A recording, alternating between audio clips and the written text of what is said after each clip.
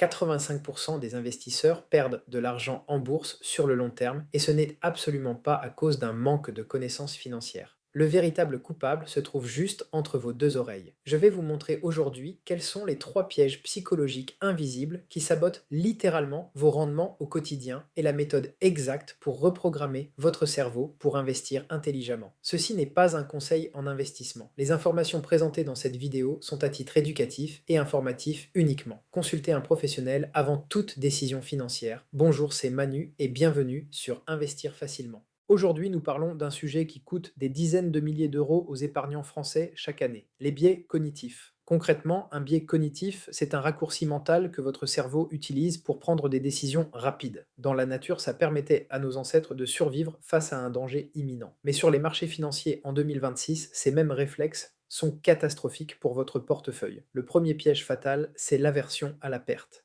Des études en finance comportementale ont prouvé que la douleur psychologique de perdre 1000 euros est 2 fois plus intense que le plaisir de gagner ces mêmes 1000 euros. Résultat, vous prenez des décisions irrationnelles. Par exemple, vous gardez dans votre portefeuille une action qui s'effondre en espérant qu'elle remonte un jour pour ne pas avoir à acter mentalement la perte. Et à l'inverse, vous vendez vos actions gagnantes beaucoup trop tôt, de peur que vos gains ne s'évaporent au premier vrai soubresaut de l'économie. Pour contrer cela, vous devez absolument définir une stratégie claire avant même d'acheter. Fixez-vous des objectifs de gains et des limites de perte maximale et n'y touchez plus sous le coup de l'émotion. Le deuxième destructeur de patrimoine, c'est le biais de confirmation. C'est la tendance naturelle à ne rechercher et ne croire que les informations qui valident ce que vous pensez déjà. Imaginez que vous soyez convaincu qu'une nouvelle entreprise de la tech va révolutionner l'intelligence artificielle. Vous allez lire tous les articles positifs qui confirment votre intuition et scroller les réseaux sociaux en ignorant totalement les rapports financiers qui alertent sur sa valorisation excessive ou sur sa dette écrasante. Ce biais vous aveugle complètement et fausse votre jugement et votre analyse rationnelle. La solution est inconfortable mais redoutable d'efficacité. Avant d'investir dans une entreprise ou un projet immobilier, forcez-vous délibérément à chercher 3 arguments solides contre cet investissement. Si malgré ces arguments négatifs, le projet tient encore la route, alors c'est probablement un choix judicieux.